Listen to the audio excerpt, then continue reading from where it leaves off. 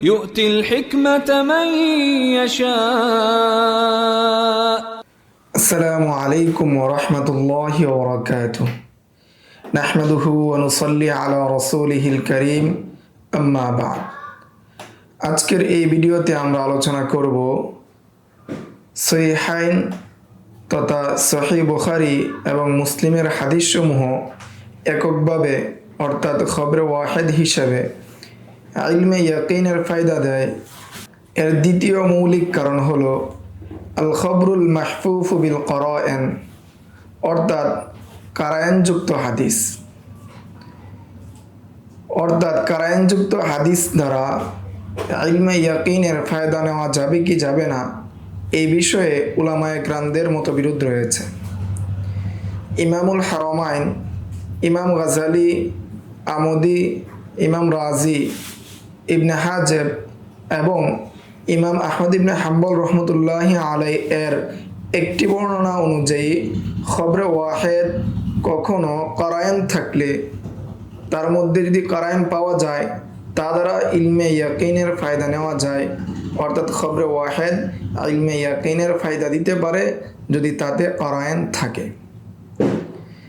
আরেকটি বর্ণনায় ইমাম আহমদ ইবনে হাম্বল রহমতুল্লাহি আলাইহি বলেন, কারায়েন ছাড়াও খবরে আদেল অর্থাৎ ন্যায়পরায়ণ রাবির বর্ণনা একক হিসাবে অর্থাৎ খবরে ওয়াহিদ হিসাবে এককভাবে ইলমে ইয়াকিনের ফায়দা দেয় এবং এটি সমস্ত আদেল বর্ণনাকারীর বর্ণনার ক্ষেত্রে প্রযোজ্য।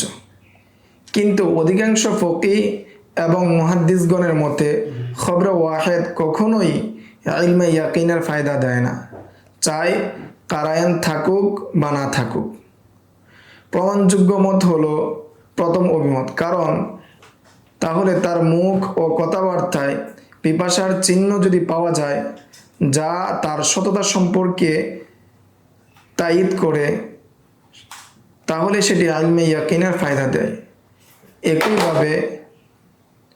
একইভাবে একজন রুগ্ন ব্যক্তি, অসুস্থ ব্যক্তি যদি বলে আমার অমুক অঙ্গে ব্যথা এবং সেই ব্যথার চিহ্ন তার আচরণে মুখে প্রকাশ পায়, তারপর ডাক্তার যদি সেই বর্ণনার উপর নির্ভর করে চিকিৎসা করে আর রোগী যদি তার বর্ণনায় মিথ্যাবাদীও হয়, এই চিকিৎসা তাকে মেরে ফেলতে পারে, তাহলেও বোঝা যায় যে এই ব্যক্তির কথা সত্য হবে এবং এতে ইলমে ইয়াকিনের ফায়দা দিবে। সার্বিকভাবে কেউ যদি বাস্তবতা পর্যবেক্ষণ করে তবে সে বুঝবে সংবাদে বা খবরে নিশ্চয়তা বা ইয়াকিন লাভের মাধ্যম হলো কারায়েন বা সত্য হওয়ার আলামত। সুতরাং প্রমাণিত হলো যে প্রথম ফরিকের মত বাস্তবসম্মত ও সঠিক। এতে কোনো সন্দেহ নেই যে সহিহ বুখারী ও মুসলিমের অধিকাংশ হাদিসের সঙ্গে এমন কারায়েন যুক্ত হয়েছে যা তার সহিহ হওয়ার পক্ষে জোরালো প্রমাণ করে এবং ইলমে ইয়াকিনের ফায়দা দেয়। ইবনে সালাহ রহমতুল্লাহি আলাইহি এর বক্তব্যের উপর একটি আপত্তি থেকেই যায়। তিনি এই বিষয়ে কোনো শর্তযুক্ত না করেই সাধারণভাবে বলেছেন, যদি তিনি হাদিসগুলোকে কারায়েনযুক্ত হাদিস বলে সীমাবদ্ধ করতেন তাহলে তিনি এই আপত্তি থেকে রেহাই পেতেন। যদিও এই মত গ্রহণকারীদের সংখ্যা কম, তবে তাদের যুক্তি অত্যন্ত শক্তিশালী। তবে এই হুকুম অর্থাৎ কারায়েনযুক্ত হাদিস ইলমে ইয়াকিনের ফায়দা দেয় সঠিক হলেও পূর্ণ ইস্তেফাদা তখনই পাওয়া যাবে যখন এই ধরনের হাদিসগুলোকে অন্য সাধারণ হাদিস থেকে আলাদা করা হবে, বিশেষ করে যখন সে কারায়েনকে সুস্পষ্টভাবে উপস্থাপন করা যাবে। আর যে কারায়েন ব্যাখ্যা করা যায় না তবুও তা উপকারী হয়, তাহলে সাধারণ আহলে নক্ত তা উচ্চ স্তরের আহলে নক্তদের উপর ছেড়ে দিবে। এটাই প্রতিটি ফোনের নিয়ম। সুতরাং আমরা বলি এর মানে কেবল এতটুকু, যদি দুটি সহিহ হাদিস পরস্পর বিরোধী হয়, একটি সহিহ বুখারী ও মুসলিম থেকে হয় এবং অন্যটি অন্য কিতাব থেকে, তাহলে শুধু এই কারণে যে এটি সহিহ বুখারীতে আছে এই কারণে অগ্রাধিকার দেওয়া যাবে না, বরং আগে প্রমাণ করতে হবে যে এই হাদিসটির সাথে এমন কারায়েন রয়েছে যা সহিহ বুখারীর হাদিসকে অন্যটির তুলনায় বেশি ইলমের ফায়দা দেয়। না হলে উভয় হাদিস সহিহ হওয়ার শর্ত পূরণে সমান, বরং কখনো অন্য হাদিসের মান এই বুখারী বা মুসলিমের হাদিসের চেয়েও উঁচু হতে পারে। ইবনে সালাহ রাহিমাহুমুল্লাহ এর মতের বাস্তবতা। এই ধারণার ভিত্তিতে কেউ যদি বলেন সবচেয়ে সহিহ হাদিস হলো সহিহ বুখারী ও মুসলিমে যে হাদিসগুলো রয়েছে উভয়ে এককভাবে যে হাদিসকে তাখরিজ করেছেন সেটি, এবং দ্বিতীয় প্রকারে হলো তারপর যা কেবল বুখারী এককভাবে বর্ণনা করেছেন, এককভাবে তাখরিজ করেছেন, এবং তৃতীয় স্তর হলো কেবল এককভাবে মুসলিম রহমতুল্লাহি আলাইহি তার সহিহ কিতাবে তাখরিজ করেছেন। 4 নম্বর তারপর যা উভয়ের শর্ত পূরণ করে। 5 নম্বর এরপর যা তাদের একজনের শর্ত পূরণ করে, তাহলে এটি গ্রহণযোগ্য নয়। এরূপ বলা গ্রহণযোগ্য হবে না, বরং এটি একটি অনৈতিক এবং পক্ষপাতিত্বমূলক দাবি, যার উপর অনুকরণ করা বা তাকলিদ করা জায়েজ নয়। এই জায়েজ না হওয়ার কয়েকটি কারণ উল্লেখ করব।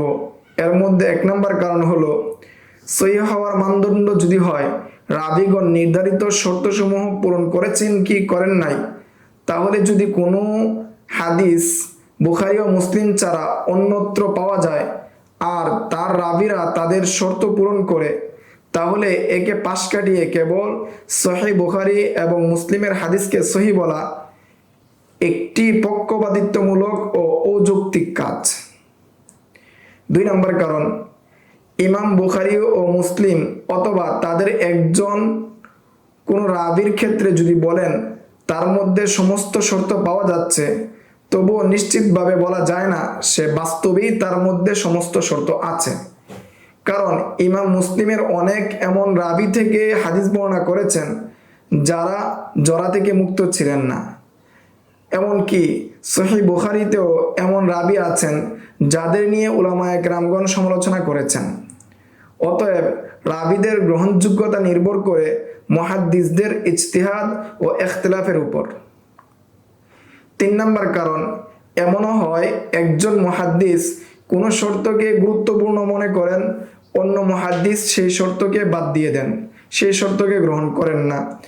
তাহলে যে হাদিসে সেই শর্ত নেই তা অন্যটির সমকক্ষ বা তার চেয়ে শক্তিশালী হতে পারে। 4 নম্বর একইভাবে কোনো রাবীকে একজন দুর্বল মনে করেন, অন্যজন তাকে সাকা মনে করেন, এখানেও ইখতিলাফ রয়েছে। হ্যাঁ, যারা ইজতিহাদ করতে পারে না বা রাবী সম্পর্কে নিজে বিশ্লেষণ করতে পারে না, তারা সংখ্যাগরিষ্ঠের সিদ্ধান্তে আত্মতৃপ্তি লাভ করতে পারে, কিন্তু মুজতাহিদ হলে তিনি শর্ত পূরণ হয়েছে কিনা সেটা বিচার করবেন। আর যে ব্যক্তি রাবীর অবস্থা সম্পর্কে ভালোভাবে জানেন তিনি অন্য কারো সিদ্ধান্তের দিকে ফিরবেন না, বরং নিজস্ব মতামতের উপর নির্ভর করবেন। তাই সহিহাইন ব্যতীত অন্য কোনো কিতাবে যদি কোনো সহিহ হাদিস থাকে তবে তা সহিহ এর হাদিসের মোকাবেলায় আসতে পারে। এটা কোনো গোপন কোনো বিষয় নয়। বুখারী এবং মুসলিমে কেবল হালুর রাবী ফিল আদালাতি ওয়াজ যাবত, অর্থাৎ রাবীর ন্যায়পরায়ণতা ও স্মরণ শক্তি দেখেই সহিহ হিসাবে বিবেচনা করেছেন, যেমনটা অনেকেই ভুল ধারণা করে থাকেন। বরং তারা অন্যান্য দিক থেকেও বিচার বিশ্লেষণ করেছেন, যার সমষ্টিগত মূল্যায়নের মাধ্যমে তারা হাদিসকে সহিহ বলে উল্লেখ করেছেন তাদের সহিহাইনে। এই বিষয়ে শাইখুল ইসলাম ইবনে তাইমিয়াও আলোচনা করেছেন। 5 নম্বর কারণ তিনি বলেন যদি একটি হাদিস বর্ণিত হয় সহিহ বুখারী এবং মুয়াত্তা মালিক উভয় কিতাবে, তাহলে হতে পারে বুখারীর রাবীগণ আফজল, আবার হতে পারে মুয়াত্তার রাবীগণ আফজল। তাই 2 কিতাবের রাবীদের নিয়ে চিন্তা করতে হবে কোন কিতাবের রাবী আফজল। বুখারীর রাবীদের সংখ্যা বা মান সাধারণভাবে মুয়াত্তা মালিকের রাবীদের থেকে আফজল ধরে নেই, তবুও এর দ্বারা প্রত্যেক হাদিস এককভাবে উত্তম বলা যায় না, কারণ মুয়াত্তার বহু সাকারাবি থেকে ইমাম বুখারী রহমতুল্লাহি আলাইহি হাদিস বর্ণনা করেছেন। সুতরাং সেই রাবীগণ 2 কিতাবের রাবী হিসাবেই গণ্য। এই আলোচনা দ্বারা বোঝা যায় যে সহিহ হাদিসের মান বিচার কেবল সহিহাইন এর নাম দেখেই নয়, বরং রাবীদের মান, ইলমুর রিজালের শর্ত ও অন্যান্য কারায়েন যাচাই করে সঠিক ইজতিহাদের মাধ্যমে নির্ধারণ করতে হবে। 6 নম্বর কারণ, একই মতন বুখারী একটি সনদে বর্ণনা করেছেন আর মুয়াত্তায় এই মতনই এসেছে আরেকটি সনদে, যা হতে পারে বুখারীর সনদের চেয়ে উত্তম। তাই এমন হাদিস যদি দুই কিতাবে পাওয়া যায় তবে উভয়ের সনদের দিকেই নজর দিতে হবে। এককভাবে সাধারণ নিয়মে অর্থাৎ বুখারীর সনদ উত্তম হুকুম দেওয়া যাবে না। অর্থাৎ কোনো হাদিস শুধু বুখারীতে আছে বলে তাতে অগ্রাধিকার দেওয়া যাবে না, বরং কার সনদ বেশি শক্তিশালী তা দেখেই ফয়সালা দিতে হবে। 7 নম্বর কারণ, ইবনু সালাহ এবং তার অনুসারীদের বক্তব্য হলো সবচেয়ে সহিহ হাদিস হলো যেটিতে উভয় শায়খ অর্থাৎ ইমাম বুখারী এবং মুসলিম একমত হয়েছেন, অর্থাৎ উভয়জন তাদের সহিহাইনে তাখরিজ করেছেন। কিন্তু বাস্তবতা হচ্ছে তারা দুজনেই সহিফায়ে হাম্মাম ইবনে মুনাব্বিহ থেকে হাদিস বর্ণনা করেছেন, যাতে মোট 142টি হাদিস রয়েছে, যার মধ্যে 97টি হাদিস তারা একটি মাত্র সনদে বর্ণনা করেছেন, এবং সেই সনদ হলো আব্দুর রাজ্জাক, তিনি মামার থেকে, তিনি হাম্মাদ থেকে, তিনি আবু হুরায়রা রাদিয়াল্লাহু তাআলা আনহু থেকে বর্ণনা করেছেন। এটি উল্লেখ আছে হাফেজ মিজ্জি রহমতুল্লাহি আলাই এর কিতাব তুহফাতুল আশরাফ কিতাবে। এই হাদিসগুলোর মধ্যে তারা অর্থাৎ ইমাম বুখারী এবং মুসলিম রহমতুল্লাহি আলাইহিমা একসাথে বর্ণনা করেছেন মাত্র 23টি, অর্থাৎ মুত্তাফাকুন আলাইহি হলো 23টি, এবং বুখারী এককভাবে বর্ণনা করেছেন 16টি, আর মুসলিম রহমতুল্লাহি আলাই এককভাবে বর্ণনা করেছেন 58টি হাদিস। অথচ এই সনদ আব্দুর রাজ্জাক, তিনি মামার, তিনি হাম্মাম এবং তিনি আবু হুরায়রা রাদিয়াল্লাহু আনহু থেকে সহিহের সর্বোচ্চ স্তরের সনদ নয়, অর্থাৎ এই সনদটি সর্বোচ্চ স্তরের সনদ নয়। সুতরাং সবচেয়ে সহিহ হাদিস হলো যেটিতে উভয় শায়খ একমত হয়েছেন, এমন সার্বজনীন ও নিরঙ্কুশ বক্তব্য গ্রহণযোগ্য নয়, কারণ তারা উভয়ে সহিফায়ে হাম্মাম ইবনে মুনাব্বিহ থেকে 23টি হাদিস বর্ণনা করেছেন একত্রে, অথচ এগুলো সহিহ হাদিসের সর্বোচ্চ স্তরের অন্তর্ভুক্ত নয়। 8 নম্বর কারণ, ইবনু সালাহ এবং তার সঙ্গে যারা একমত তাদের বক্তব্য হলো তারপর দ্বিতীয় স্তরে রয়েছে যে হাদিস শুধু ইমাম বুখারী এককভাবে বর্ণনা করেছেন, ইমাম মুসলিম বর্ণনা করেননি, কিন্তু এই বক্তব্য গ্রহণযোগ্য নয়, কারণ বুখারী একই সহিফা থেকে অর্থাৎ সহিফায়ে হাম্মাম ইবনে মুনাব্বিহ থেকে 16টি হাদিস এককভাবে বর্ণনা করেছেন এবং একই সনদে। তাহলে কিভাবে বলা যায় এই হাদিসগুলো মুসলিম যেগুলো বর্ণনা করেছেন সেগুলোর চেয়ে উত্তম এবং শক্তিশালী, অথচ সনদ তো একই? এটা তো স্পষ্ট রকমের পক্ষপাতমূলক এবং খেয়ালপূর্ণ চিন্তা বাড়ায়। 9 নম্বর কারণ, এরপর ইবনু সালাহ রহমতুল্লাহি আলাইহি বলেন তৃতীয় স্তর রয়েছে যেসব হাদিস এককভাবে মুসলিম রহমতুল্লাহি আলাইহি বর্ণনা করেছেন, এটাও গ্রহণযোগ্য নয়, কারণ ইমাম মুসলিম এই একই সহিফা থেকে 58টি হাদিস এককভাবে বর্ণনা করেছেন এবং একই সনদে, যেটিতে একই সনদে তারা উভয় একমত হয়েছিলেন, বা বুখারী একা বর্ণনা করেছেন। তাহলে কিভাবে বলা হবে মুসলিমের একক বর্ণনা বুখারীর একক বর্ণনার চেয়ে কম সহিহ, অথচ সনদ এক? 10 নম্বর কারণ, ইমাম মুসলিম রহমতুল্লাহি আলাইহি এককভাবে এমন একটি হাদিস বর্ণনা করেছেন যার অনেক সহিহ সনদ রয়েছে, আর ইমাম বুখারী এমন একটি হাদিস বর্ণনা করেছেন এককভাবে যার মাত্র একটি সনদ।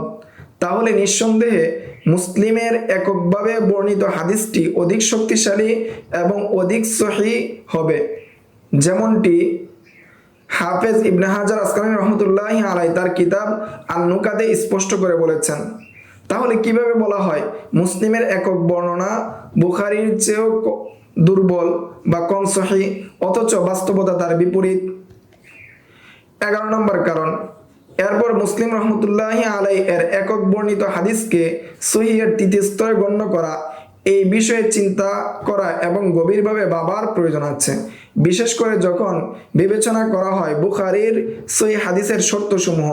কারণ এমন অনেক হাদিস আছে যা মুসলিম একা বর্ণনা করেছেন, অথচ তার মত অনুযায়ী মিন ইমকানিল লিকা ওয়া আদামিত তাদলিস, যেখানে সাক্ষাৎ সম্ভব সেখানে রাবি মুদাল্লিস নয়, সেক্ষেত্রে এটা মুসলিমের দৃষ্টিতে সহিহ। কিন্তু বুখারী ও যারা বুখারীর শর্ত মানেন তাদের মতে তা সহিহ নয়। তাহলে কিভাবে এটিকে সহিহ এর তৃতীয় স্তরে বলা যায় যখন এটি বুখারী ও তার অনুসারীদের নিকট সহিহ হিসাবে প্রমাণিত নয়? 12 নম্বর কারণ, কিভাবে বলা যায় যে বুখারীর একক বর্ণিত হাদিস মুসলিমের একক হাদিসের চেয়ে অধিক সহিহ? ধরুন, বুখারীর একক হাদিসে এমন একজন রাবী আছে যার ব্যাপারে সমালোচনা রয়েছে, আইম্মে জারহ ওয়া তা'দীলের কালাম রয়েছে, আর মুসলিমের একক হাদিসে এমন রাবী যারা সবাই নির্ভরযোগ্য এবং তাদের ব্যাপারে কোনো আপত্তি নেই, তখন মুসলিমের সহিহ হাদিসের উপর বুখারীর দুর্বল হাদিসকে প্রাধান্য দেওয়া স্পষ্টত পক্ষপাত ও অন্যায় সিদ্ধান্ত, যেমনটি ইবনুল হুমাম রাহিমাহুল্লাহ আলোচনা করেছেন। এই 6 প্রকার মূলত শেখ আব্দুল ফাত্তাহ আবু গুদ্দা রাহিমাহুল্লাহ বলেন মুতাকাদ্দিমিন ও মুতাআখিরিনদের আলোচনা থেকে সামান্য পরিবর্তন সহ উপস্থাপন করেছেন। এই সহিহ হওয়ার স্তর নির্ধারণে আসলে যুক্তিবাদী ও দার্শনিকদের ধাঁচে করা হয়েছে। এটি মুহাদ্দিসদের বাস্তব গবেষণা ও হাদিস বিশ্লেষণের বাস্তবতার উপর ভিত্তি করে তৈরি করা হয়নি। বাস্তবতা এটাকে অস্বীকার করে আর গবেষণা ও বিশ্লেষণ এটিকে গ্রহণ করে না। আমরা ইবনে সালাহর এই ধারণা ও বাস্তবতার মধ্যে সম্পর্ক নিয়ে দীর্ঘ আলোচনা করেছি, কারণ কিছু মানুষ আত-তাকসীমুস সাবঈ অর্থাৎ সপ্তম প্রকার বা 7 ভাগে বিভক্তকরণকে বিরোধপূর্ণ সহিহ হাদিসের মধ্যে তারজিহ দেওয়ার ক্ষেত্রে একমাত্র মানদণ্ড হিসেবে গ্রহণ করেছেন। ফলে এই ধরনের দৃষ্টিভঙ্গি ফিতনা সৃষ্টি করে ফিকহের ইমামদের বিরুদ্ধে, কেননা তারা কখনো কখনো সহিহাইনের হাদিসের বাইরে থাকা হাদিসকে তাদের শক্তিশালী যুক্তি ও প্রমাণের মাধ্যমে প্রাধান্য দিয়ে থাকেন।